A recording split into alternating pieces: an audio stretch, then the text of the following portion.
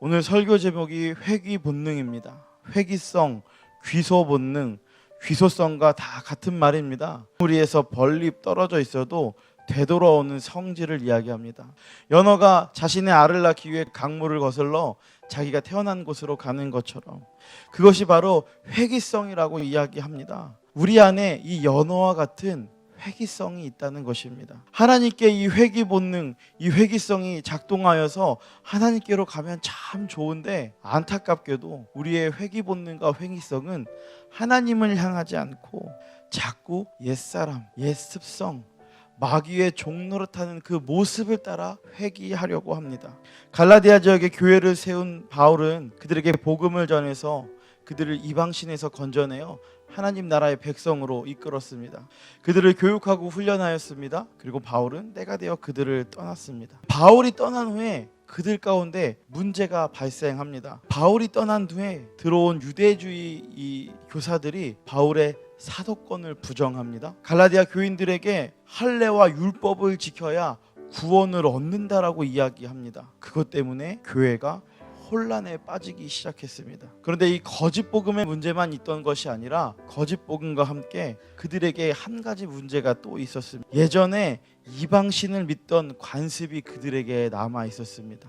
자기들이 예수 그리스도를 믿어서 하나님 앞에 살아가고 있지만 이방신을 따르던, 이방의 문화를 따르던, 우상을 따르던 자신들의 삶의 모습에서 벗어나지를 못하는 것입니다. 옛사람을 따라가고 옛 문화를 따라가고 다시 마귀의 종노릇하는 존재로 가게 하는 이 문제가 교회를 어렵게 했습니다. 개인의 문제들이 점점 공동체를 무너뜨리고 있었던 것입니다. 그들과 하나 다르지 않습니다. 우리도 그들과 같은 모습으로 이 세상을 살아갑니다.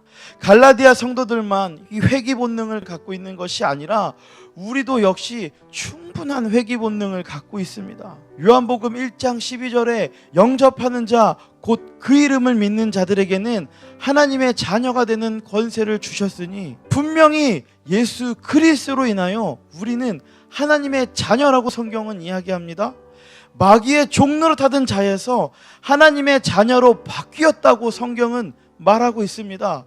우리가 예수 그리스도를 믿을 때, 예수 그리스도 안에 있을 때 우리의 신분은 하나님의 자녀라는 것입니다. 하나님의 자녀의 권세가 주어졌음에도 불구하고 옛사람을 따라 살아가려고 하는 회귀 본능이 하나님의 자녀가 아니라 마귀의 자녀로 살아가게 한다는 것입니다. 자꾸만 육체의 소욕을 따라 살아가게 한다는 것입니다.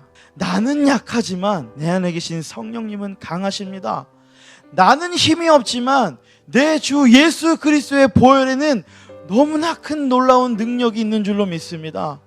그 능력이 우리로 하나님과 함께 살아가게 합니다. 옛사람의 모습으로 살아가는 것이 아니라 마귀의 종노릇하는 존재로 회귀하여서 살아가는 것이 아니라 하나님의 자녀대로 살아가게 하시는 줄로 믿습니다.